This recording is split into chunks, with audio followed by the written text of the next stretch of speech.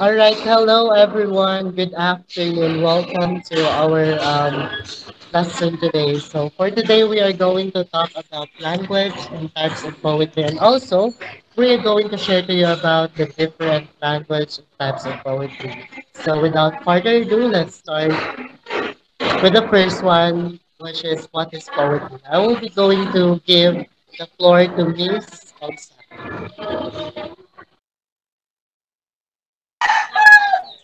Okay, so let's have first what is poetry? Next slide, please.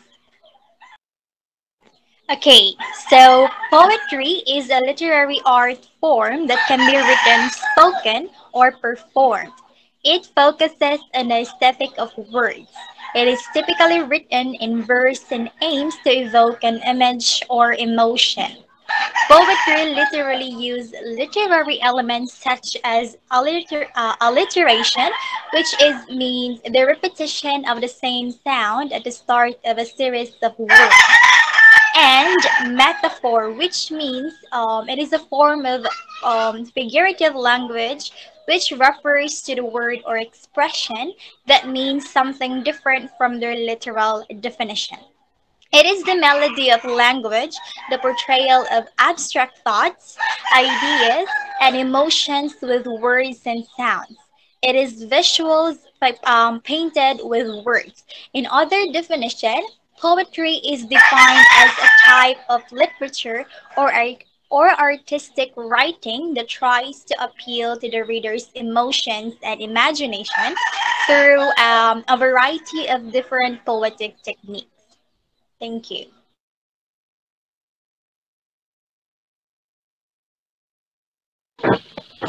All right, thank you so much for that. Well, explain about what is poetry, Miss Susan.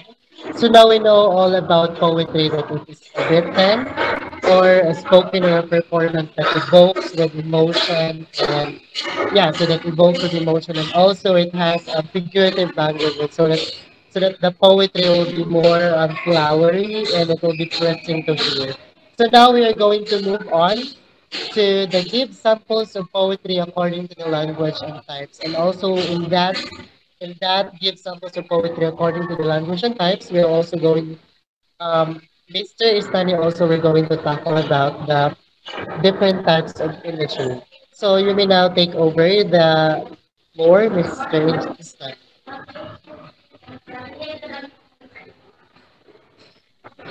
So now we'll be talking about samples of poetry according to language and type. So the language of poetry is characterized by its use of figurative language such as metaphor, simile, personification, and imagery. It is also marked by its use of sound devices like rhyme, alliteration, assonance, and onomatopoeia. In poetry, language is often used in a more condensed and creative way than in everyday speech. The poet uses words to evoke emotions and convey meaning through the use of symbolism, illusion, and other literary devices. The language of poetry is more musical than conventional speech, with rhythm and cadence playing important roles. Now let's proceed to the language of poetry. But before that, we'll be going to read a poem that entitled Seeing the Morning Sun Under Literal Images. The morning sun rises up so bright, shining with the most wonderful light. It casts its rays in all directions and fills my world with many reflections. I see the sun's warmth and its glowing hue as it ripples and dances in the morning dew. The colors change, so rich and so bright, and inspire a sense of your delight. As I walk through the fields, I feel the ground, the grass under my feet, as if I'm firmly bound. The earthly scent of grass and soil brings back memories of childhood toil. The birds sing sweet songs with melodious tunes, making me stop and listen to their harmonious croons. The rustling of the leaves in the wind sounds so fine, as nature's music fills my ears divine. I feel the warmth on my skin and the breeze on my face as the sun lays is touched with its warm embrace. I feel alive, rejuvenated and inspired by the brightness of the sun that can never be tired. As I ate the sweetness of the lone wildflower, my senses come alive with the nature's power. Oh, the abundance of nature, the light, the morning sun's beautiful side. So now, let's tackle more about the different images under literature. So first, let's have the visual images. So what is visual images? So when you say visual imagery or images, in this form of poetic imagery, the poet appeals to the reader's sense of sight by describing something the speaker or narrator of the poem sees. It may include colors, brightness, shapes, sizes, and patterns. So, uh, we have read the poem earlier. So, one of those lines mentioned, the morning sun rises up so bright. So, why is it that it's belong to the visual images? So, the morning sun rises up so bright is a visual image because it creates a mental picture of a bright and vibrant sun ascending into the sky. So the image appeals to our sense of sight and help us visualize the sense. So that's for visual images. And the second one is what we call tactile images. So what is tactile images or imagery? So in this form of poetic imagery, the poet appeals to the reader's sense of touch by describing something the speaker of the poem feels on their body. It may include the feel of temperatures, textures, and other physical sensation. So I feel the ground, the grass under my feet that belong to the tactile images or imagery. It's because it is an example of tactile imagery in a poet because it appeals to the sense of touch. So the reader can physically imagine the sensation of touching and ground the softness of the grass under their feet. So this sensory experience enhances the overall sensory of the sense and creates a vivid and immersive experience of the reader. So the next one, auditory images. So the line, the bird sings sweet songs with melodious tunes is belong to the auditory images. It's because in poetry, it describes a sound, specifically the sweet and melodious songs of the birds. So this line evokes the sense of hearing and allows the reader to imagine the sound of the birds' songs, creating a vivid and immersive sensory experience. So the fourth one is what we call the olfactory images. So the earthly scent of the grass and the soil belongs to the olfactory image in the image of poetry because it evokes the sense of smell in the reader's mind. So imagery refers to the use of descriptive language that creates vivid mental pictures, and olfactory imagery especially relates to description that evokes the sense of smell. And that's for olfactory images. Now, the next one is what we call the kinesthetic images. So, as I walk through the fields, it belongs to the kinesthetic image in the imagery of poetry because it evokes the sense of bodily movement or physical sensation in the reader's mind. So kinesthetic imagery refers to the descriptions that create a sense of bodily movement or physical action. And the last one is what we call gustatory images and or images or imagery. As I taste the sweetness of the lone wildflower belongs to the gustatory image in the imagery of poetry because it evokes the sense of the taste in the reader's mind. So gustatory imagery refers to the descriptions that creates a sense of taste. So that are the different images of poetry. All right, thank you so much for that. Well, explain about the different types of imagery under the language poetry and the types of poetry. And now let's move on to the second one. So Miss Nancy, we're going to tackle about the figurative image and also the sound pattern. So Miss Nikita, you may now take over the stage. All right, so good afternoon once again. So the next part of imagery is figurative image. So before that, let us all read the poem entitled Nighttime Beauty by Anonymous. So the moon is a bright silver coin, glowing in the night sky like a beacon. Personified shadows chase each other like playful children in the moon's reflection.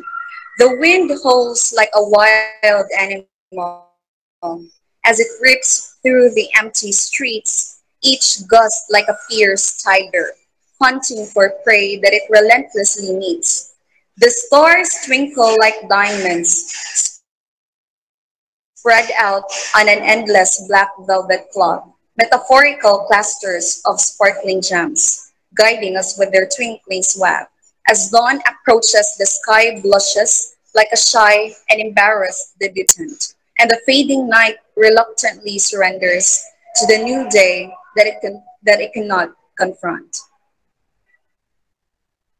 Next slide, please. Yeah.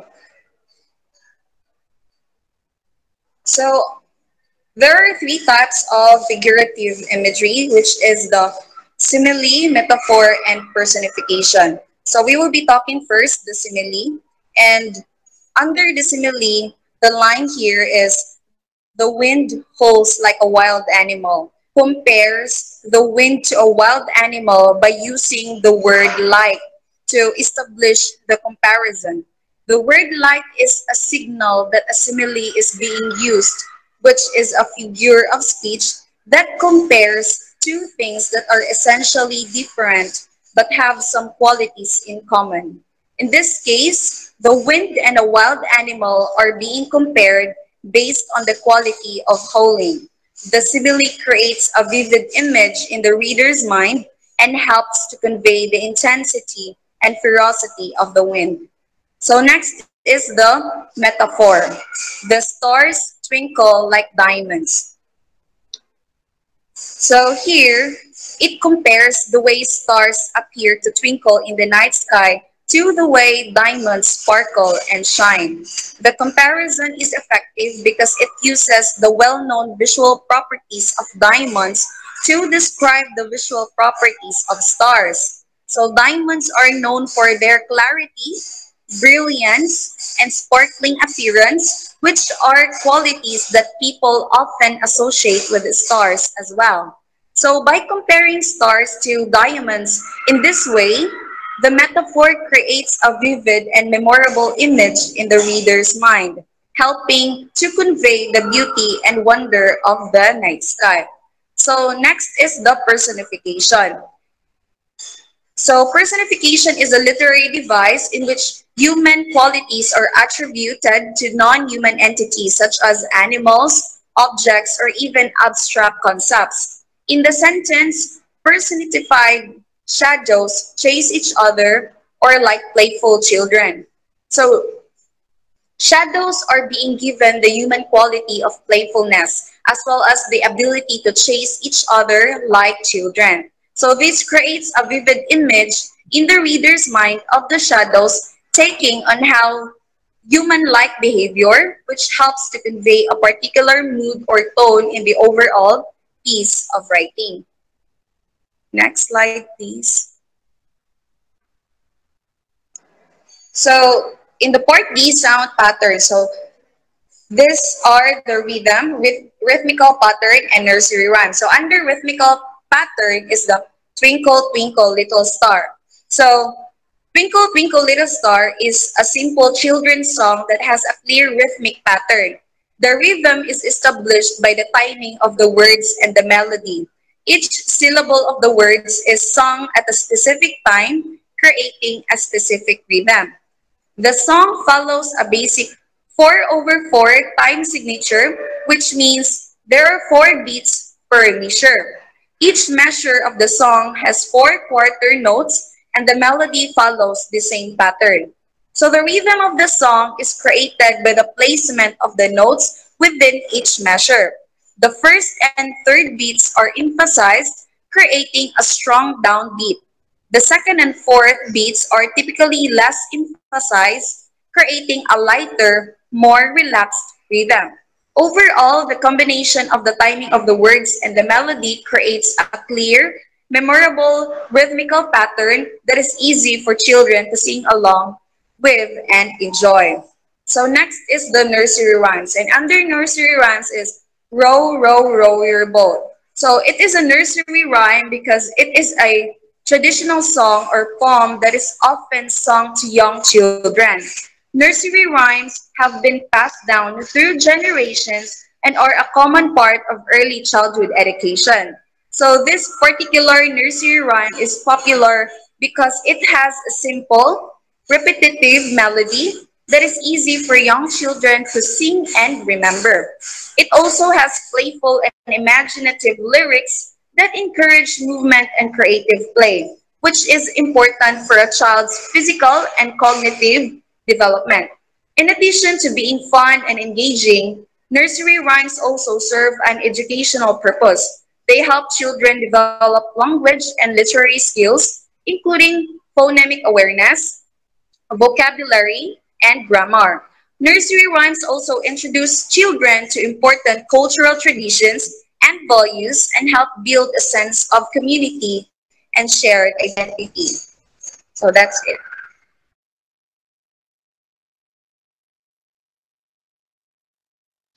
All right, thank you so much for that.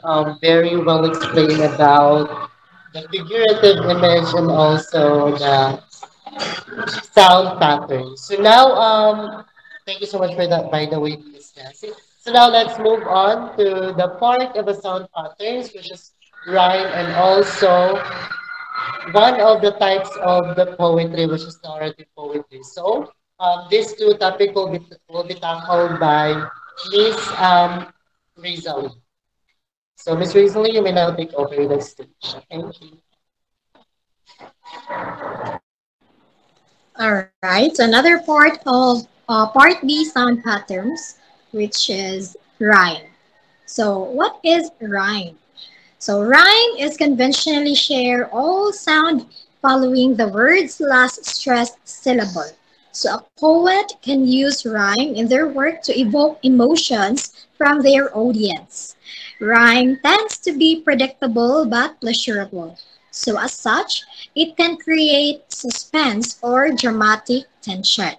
So in rhyme, there are end rhyme, alliteration, assonance, and consonance. So first, let's tackle first what is end rhyme. So end rhyme refers to rhymes that occur in the final words of lines of poetry. So the example is we have here the poem In Flanders Fields by Colonel John McCrae. In Flanders fields the poppies blow, between the crosses, row on row, that mark our place, and in the sky, the larks, still bravely singing, fly, scars heard amid the guns below. So as you can see, the first and the second line have the same rhyme, which is blow and row, followed by another rhyme from the third and the fourth line, which is the sky and the fly. So the function of rhyme in poetry is to establish structure while creating a pleasant or even beautiful symmetry among a poem's verses. So next, let's proceed to alliteration. Now, what is alliteration? Alliteration is the repetition of the letter or sound in a series of words within a phrase or verse or line. So as you can see in the screen, there is a poem entitled She Sells Seashells Lyrics. So let's all read this one. She sells seashells by the seashore. The shells she sells are seashells, I'm sure. So if she sells seashells on the seashore, then I'm sure she sells seashore shells. So here, the letter S is the repeated sound in this phrase, and this is what we call alliteration, since alliteration is the repetition of the letter or sound in a series of words or a phrase. So that's what we call alliteration. Now, next slide, please. Now let's proceed to assonance. Now, what is assonance? Assonance is the repetition of the vowel sound across words within the lines of the poem, creating internal rhymes. So we have here the example, Hopalu Kangaroo by John Aggard. So, so let's read this one. If you can boogaloo, boogaloo, I can do the boogaloo too, for I'm the boogalist Hopalu Kangaroo.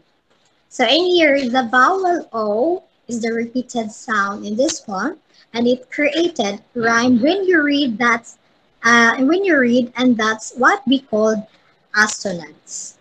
So now let's proceed to the next one. Next slide, Priya.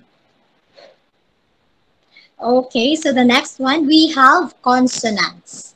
So consonants is defined as a pleasing sound caused by the repetition of similar consonant sounds within groups of words or a literary word. This repetition often occurs at the end of the words, but may also be found within words.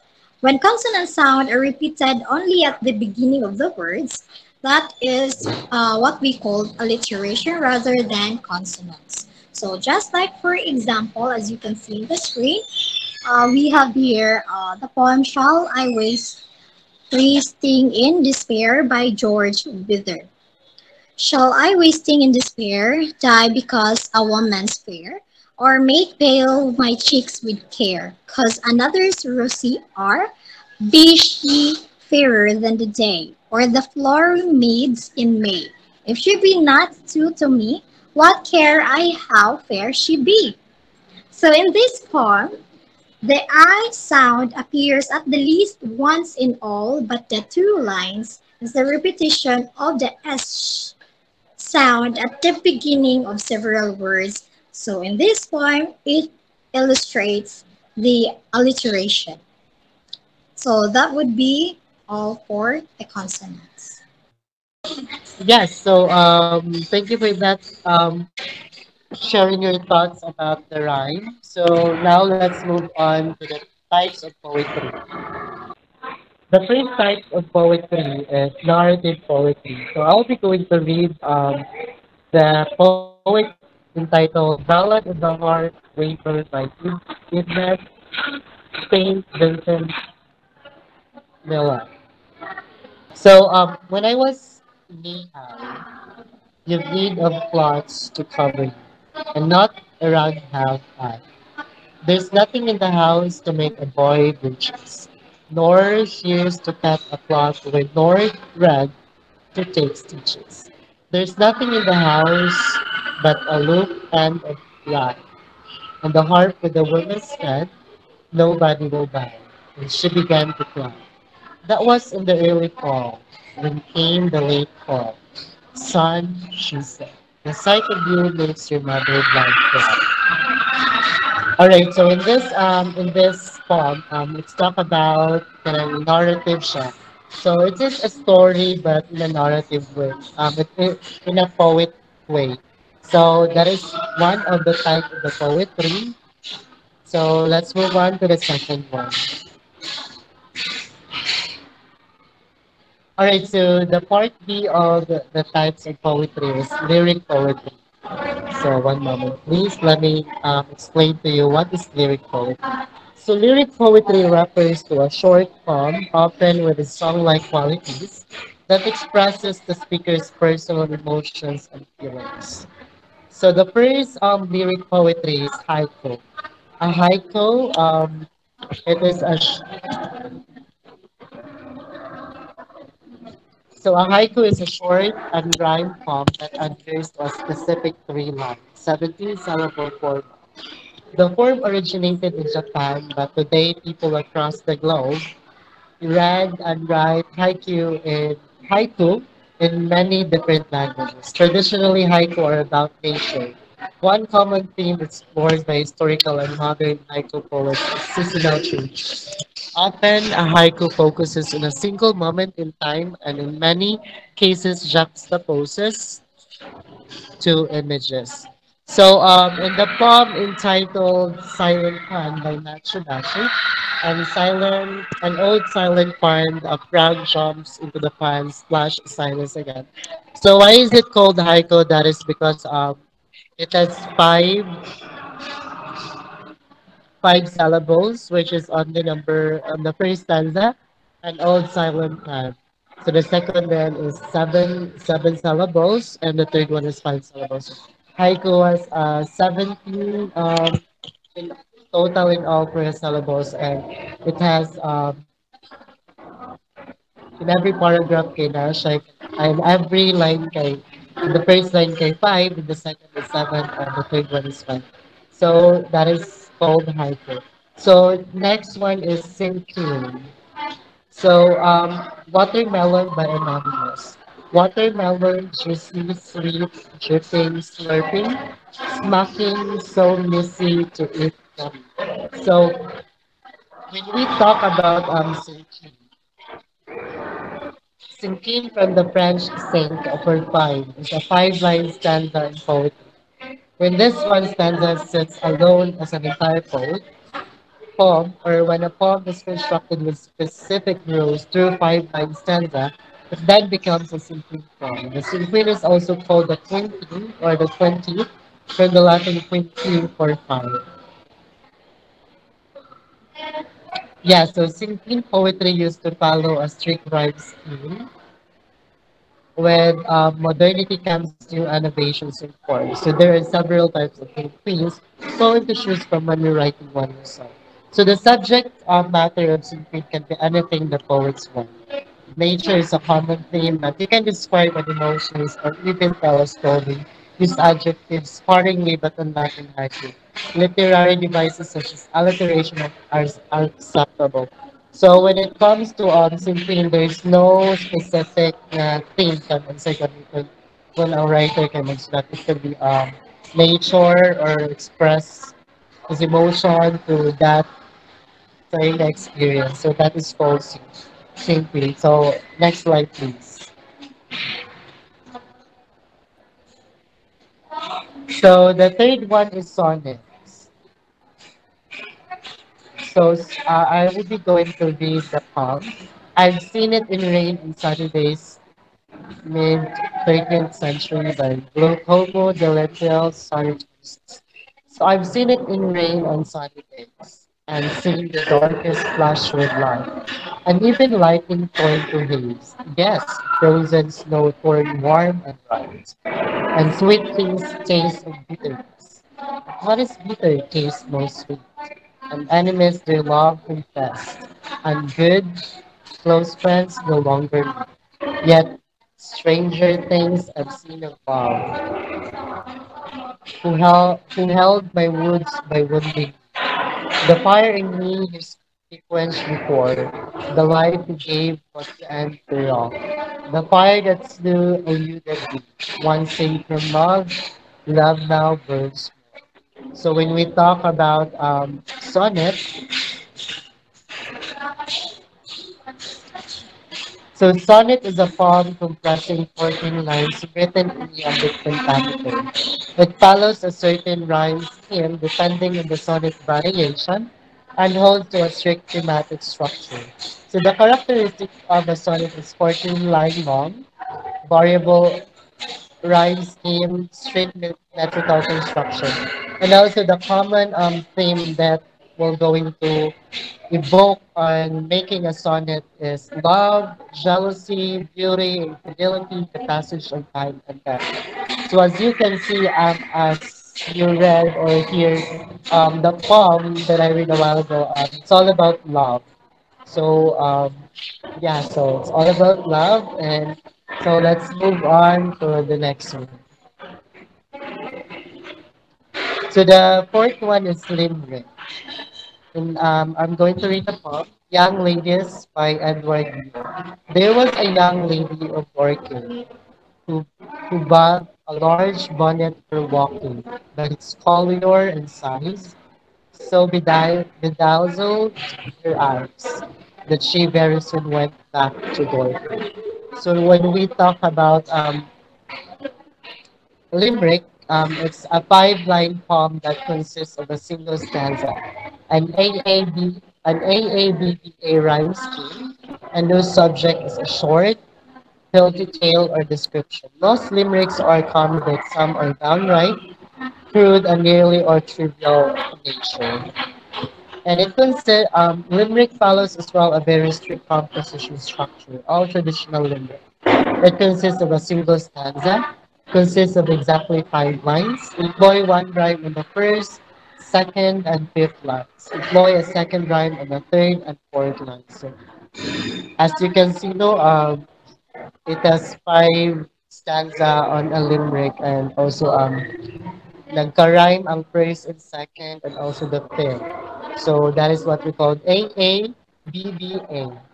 So dorking, walking, AA, size and eyes, BB, and dorking as the A. So in Limerick, it has the rhyme of AABBA. So let's move on to pre-verse. So Walt Whitman's Song of Myself. I celebrate myself and sing myself. And what I assume you shall assume rather, yeah. For every atom belonging to me is a good belongs to you. Allude and invite my soul. I lean and look at my ace, observing the sphere of summer grass. So pre-verse, no, when we talk about pre-verse, no, from the first word pa kanino pre, which means wala siya gina-follow na mga rhyme. So it could be kanang pwede na ka bisa na siya as long as poem na siya. So to more about pre-verse, pre-verse is a name given to a poetry that doesn't use any strict meter or rhyme scheme. So as what we have read the poem, wala siya yung mga paano ka nang, wala siya nag-rhyme. It's because it's a pre-verse. Because it has no set meter forms written in free verse, can have lines of any length, from a single word to much longer. So, and also, free verse kay dili na application mag-depend sa kanang rhyme. It also kanang depende na nimo if yung taas soul or naara siya na siya nimo. That's because it's a free verse. So poems written in free verse are characterized by generally not using meter or rhyme, but that doesn't mean that they can never include meter or rhyme. In fact, poets writing in free verse often do include a bit meter of rhyme in their poetry, saying that a poet is free verse just means that the use of meter or rhyme is not extensive and consistent in the poem. Yeah, so it does not mean free verse kay dili siya magamit og dili siya magamit og kanang rhyme. So, naa siya rhyme but dili kana not extensive or dili siya consistent in the form. So that is what we called free verse. So last one, the concrete poetry. Next slide, please. So concrete poetry, no, the Mouse Tale by Lewis Carroll. So it is a long tale, certainly, said Alice, looking down with wonder at the mouse's tail. But why do you call it sad? And she kept on puzzling about it. Why, while the mouse was speaking, so that her idea of the tale was something like this. So as you can see, no, kanang ang concrete poetry kay kanang ang word niya yung gigamit kay ma-form niya into an image, just like a tale sa rap. So let me let me share to you what is the meaning of the concrete. So in a simple way, concrete poetry is a literary and visual medium where the arrangement of a poem's text create an images. So mo ni siya ang kwan guys no kaning diri nga part kaning dahil mo ganing kanang mga siya tale. So that is the poem na yung mo so Fury said to a mouse that he met in the house, let us both go to the, so, sorry, di na kayo ko makabasa kay the four dimensional images as Caranteo sa Ilaga. So I guess those are the types of the lyric poetry under the types of poetry. So since we are already done talking about the language and types of poetry, so in language poetry, it includes one moment please. So yeah, so in language, to sum it all by the way, so language poetry it includes kanang mga imagery. Part A is the imagery, and under imagery has six types of images. Imagery. Number one is literary images. Number two is visual images. Number three is tactile images. Number four is auditory images. Number five is olfactory images. And number six is kinesthetic images. By the way, seven guys na kamo. The last one is gustatory images. So those are the types of imagery under language poetry. And also in figurative image, also yeah, by the way, include a figurative image sa type of imagery. Yeah. So there are eight types of language poetry under imagery. So the next part B is the sound patterns that includes rhythm under the rhythm type, rhythmical pattern and the nursery rhymes. And also under the rhyme is the end rhyme, alliteration, assonance, consonance. So let's now move on to types of poetry. So on type of poetry, there are part two. Number one, the first one is narrative poetry. The second one is lyric poetry. So lyric poetry kay kamo mo to siyang mapaan mag-involve sa mga emotions, ganun. So under lyric poetry kay haiku, singkin, sonnet, limerick, free verse, and the last one is comfort poetry. So those are the types of language poetry and types of poetry. So I hope you have learned something from us today. So that's all for today and have a lovely day. Bye bye.